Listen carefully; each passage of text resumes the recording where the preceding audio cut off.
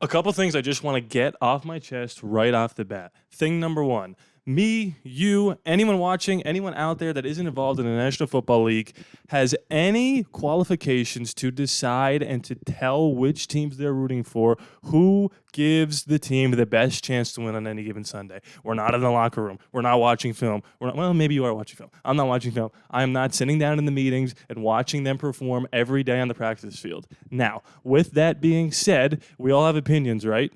And here's mine.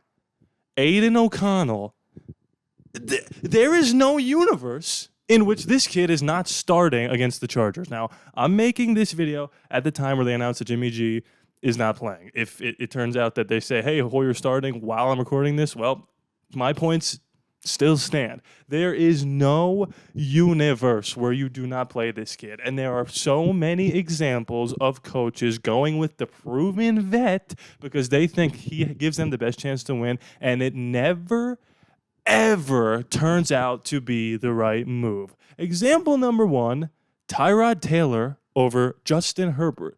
Everyone remember when Tyrod Taylor had like a punctured lung and Justin Herbert was starting out of complete nowhere against the Kansas City Chiefs? We were like, wow, this is going to be a whopper. And then all of a sudden they're in overtime and Harrison Butker, or whatever his name, had to kick a 60-yard field goal just to beat Justin Herbert in his first start against the Kansas City Chiefs. You remember that? How about Tyrod Taylor and Baker Mayfield? Baker Mayfield comes in at halftime because Tyrod Taylor gets hurt again, and Baker Mayfield takes a job with the Browns, and he never looks back. Now, obviously, Herbert's better than Baker, but they're both better than Tyrod, and Hugh Jackson and Anthony Lynn was the coach of the Chargers. Both decided that the vet gave the team the best chance to win, and they were wrong. There's another example. We have to go back a little bit farther. Tony Romo, who not only was a vet, but a proven stud, was starting over Dak Prescott, who, Dak Prescott, if you remember, was a fourth-round pick. I believe the same exact pick as Aidan O'Connell. And people were like, God, this kid's pretty freaking good in the preseason. And all of a sudden, Tony Romo breaks his back or something like that. He gets hit awkwardly. Dak Prescott comes in, and Tony Romo retires. Now, listen, I am never one to say, you guys have never heard me say, somebody should be fired. If I think that we could do better and upgrade, I'll tell you. For example, I think Ben Johnson would be a better coach right now than Josh McDaniels. That's another video, though. Here's what I will say, though. If you start Brian Hoyer on Sunday because you think it gives the team the best chance to win, that, without question, is a fireable offense. And again, that's something that I do not take saying lightly. These people have families to feed. I don't care how much money they have. People need jobs. And if he gets fired, a bunch of other people get fired who may be more qualified than him. It is what it is. I'm not calling for McDaniels' head, but if he starts Brian Hoyer, that is a fireable offense. And Aidan O'Connell showed that he's ready to at least make the right read, which is almost more than half the battle that every rookie quarterback has to make. People say he went against scrubs and 3s and 4s and plumbers and grocery stockers in the preseason. Yeah, he was throwing to those people too, and those people were blocking for him too. So the skill level that he was going against was the same that he was playing those games with. Will he win the game on Sunday? I don't know. I'm not a coach. I don't watch the film. Here's what I do know. Do we have a chance in hell to win this game with Brian Hoyer? No. Do we have a chance in hell to win this game with Aidan O'Connell? I don't know. So right now, I'd rather pick I don't know versus no.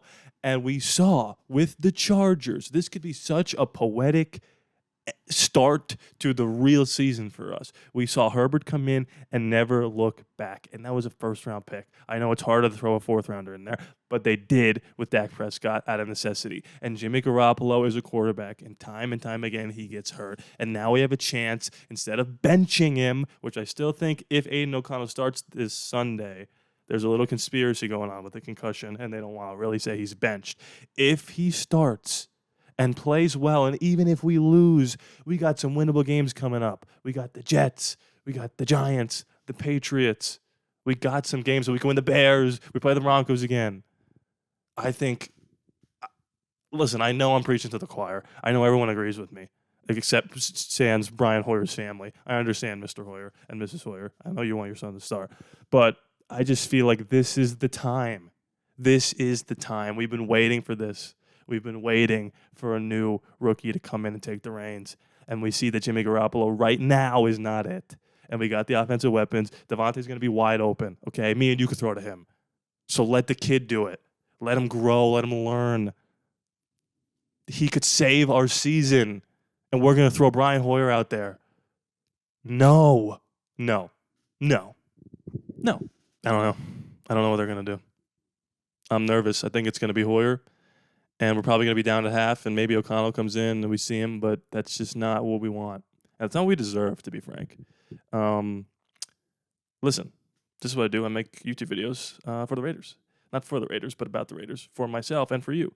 If you like what you see, consider dropping likes, comments. It helps a bunch. Please be sure to subscribe. It is free. I have no charge to you. Love you guys, and I'll see you next time.